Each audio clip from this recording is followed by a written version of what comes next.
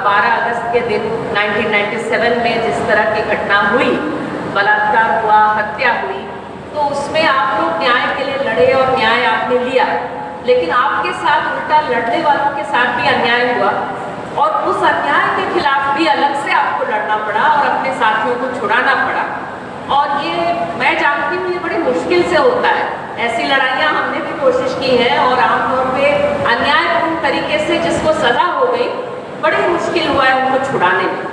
आप लोगों ने लड़ के छुड़ाया, आप सबको सलाम मेरी तरफ से। और मुझे लगता है ये बड़ा जबरदस्त आंदोलन। मैं एक और बात पे आपसे माफ़ी मांगना चाहती हूँ कि पंजाबी भाषा मुझे नहीं आती, बहुत सुंदर भाषा है, लेकिन मैं हिंदी में बोल रही हूँ। शायद समझने में थोड़ी दिक्कत होगी, इसलिए मैं उम्मीद करती हूँ आप समझोगे। इस समय पूरी दुनिया में और हमारे देश में जो सवाल है न्याय का, अन्याय का और महिलाओं के जीवन का, उनके अधिकार का, इस सारे मामले में बहुत हमला हो गया। जो लड़ाइयाँ जीत चुके हम लोग, वो लड़ाइयाँ भी दोबारा उसको वो जो जीता उसको छीन लिया जा रहा है, ताकि फिर से उस लड़ाई को आपको लड़ना पड़े। अभी हमारे साथियों ने आपके सामने गाजा के बारे में कहा, तो गाजा जो फिलिस्तीन के लोग हैं, आज़ादी के लिए लड़ रहे हैं और उनके देश को, उनकी ज़मीन को ये देश ही नहीं है मानते हुए इजराइल नाम के देश ने उनके देश को कब्जा करते रहे हैं।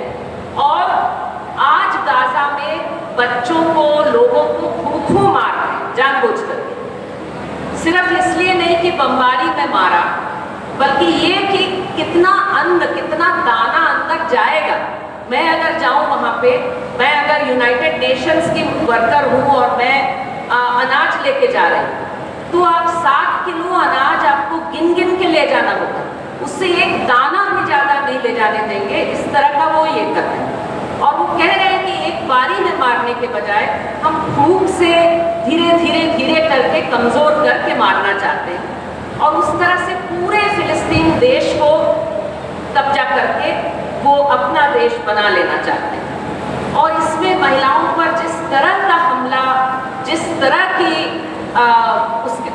जिस तरह का उनके साथ टॉर्चर किया जा रहा है और पूरे फिलिस्तीनी जनता के साथ जिस तरह से किया जा रहा है, उसके खिलाफ लेकिन आंदोलन बढ़ रहा है।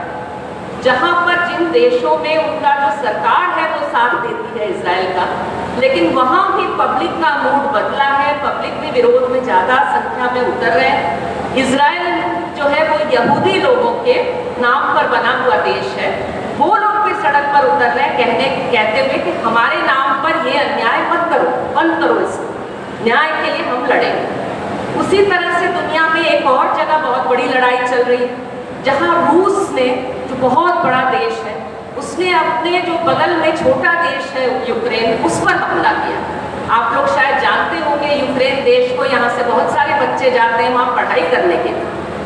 वो हमला कितने सालों से 22 में हुआ, अभी 25 है, जारी है अभी, और उसमें पूरा दबाव जो है बनाया जा रहा है। जो जिस पर हमला हुआ, हमलावर पर कोई दबाव नहीं, रूस से कहा जा रहा है जो मन चाहे कर, लेकिन जिस देश पर हमला हुआ उससे दबाव डाला जा रहा है कि भाई तेरी थोड़ी सी जमीन तू छोड़ दे, तेरी थोड़ी सी आज़ादी तू छोड़ दे।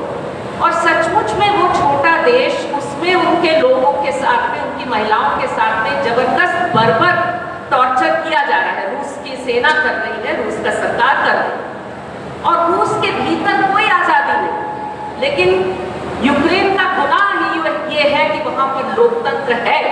वहाँ के लोग, जब युद्ध चल रहा है, बताइए, भारत में युद्ध हो जाता है तो सरकार कहती है इमरजेंसी लग गया, सरकार के खिलाफ कुछ बोलना ही गुनाह है।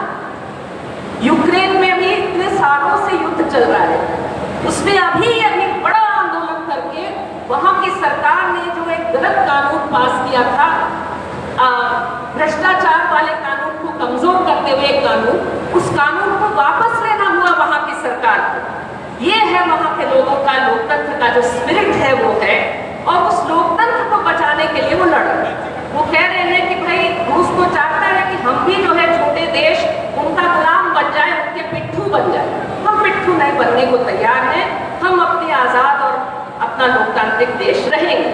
इनका साथ देना इन लड़ाइयों का आप लोगों से बनता है, हम सबसे बनता है।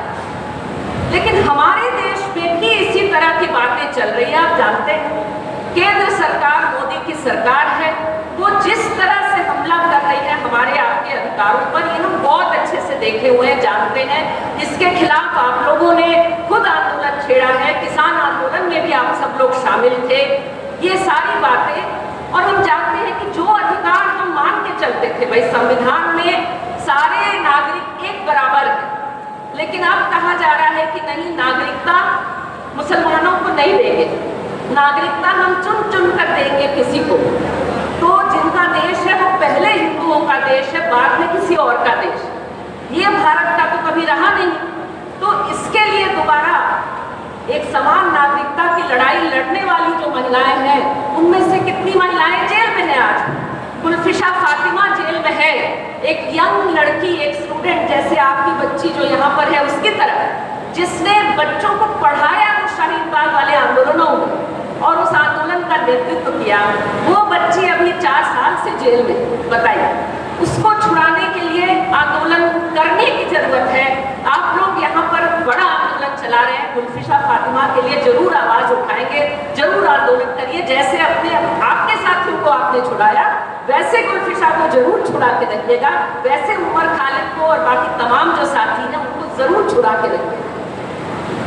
मैं अब महिलाओं वाली बात पे थोड़ी सी बात रखना चाहती हूँ, छोटी बात। वो ये कि देखिए, आंदोलन जब हम करते हैं तो हम लोग बलात्कार के मामले में किसी लड़की के साथ जब बर्बर कोई बात होती है, जैसे आपकी बच्ची के साथ, जैसे निर्भया के साथ, तो ऐसी घटना जिसमें उसका शरीर जो है वो तहस नहस हो जाए, उसकी हत्या हो जाए, तो जिंदा ही न रहे।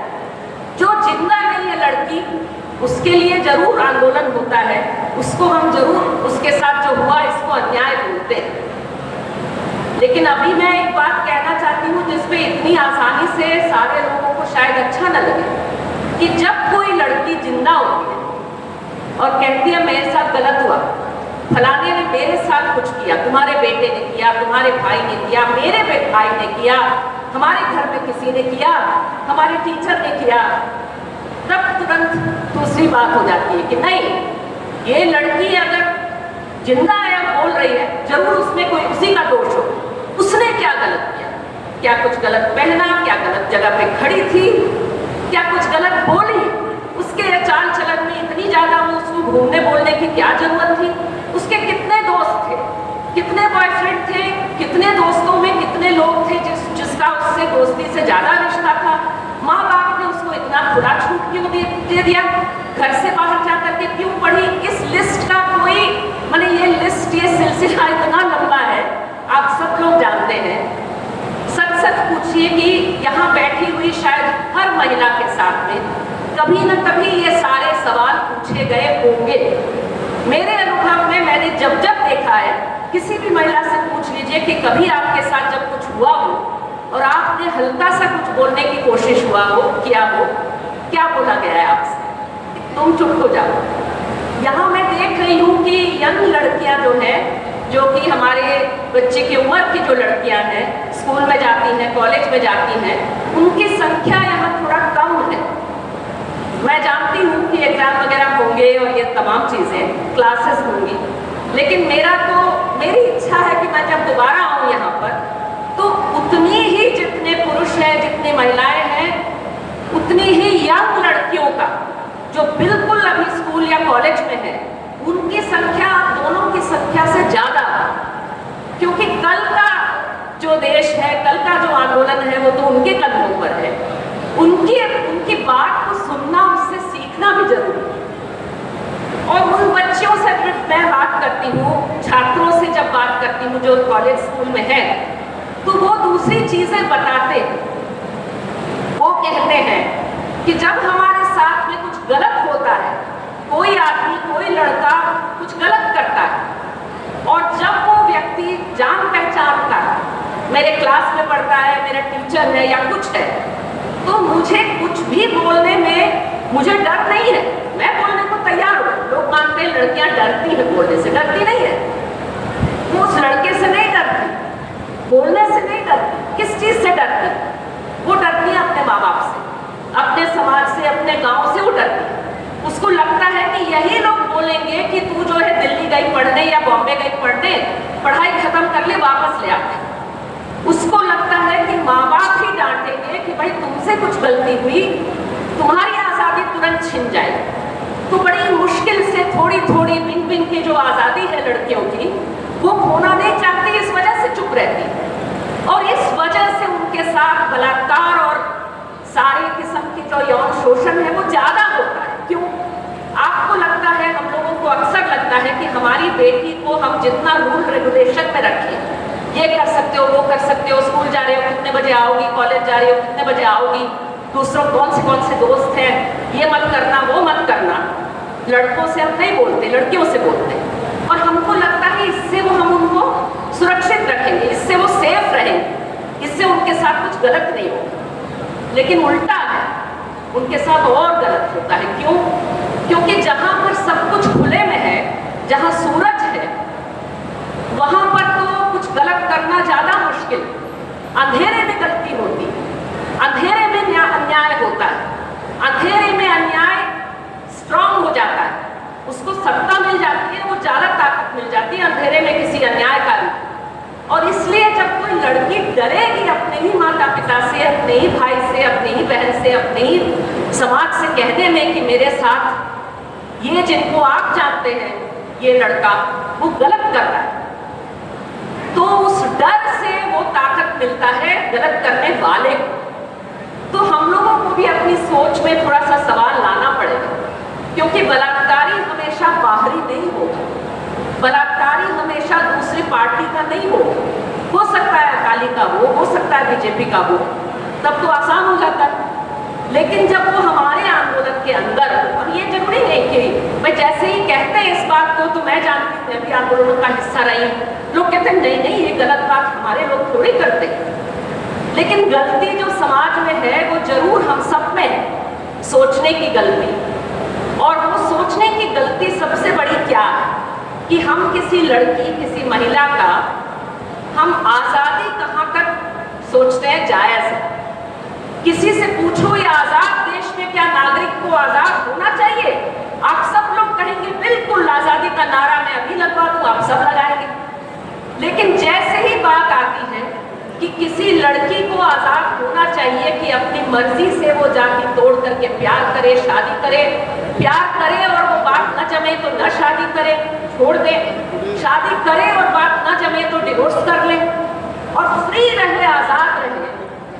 आज़ादी को जैसे ही किसी लड़की से, किसी महिला से जोड़ा जाता है तो तुरंत लोग पूछते हैं कितनी आज़ाद, वो कैसे कपड़े पहनने को अलाउड होगी, अमेरिका में जैसी आज़ादी वैसी वाली आज़ादी, छी छी छी। लेकिन आज़ादी तो आज़ादी है, आज़ादी यानी गलती करने की भी आज़ादी, हम सब लोग गलतियों से सीखते हैं। तो ये जो आज़ादी वाली बात है उस पर जोर और बलात्कार से बचाने पर जोर हटाई।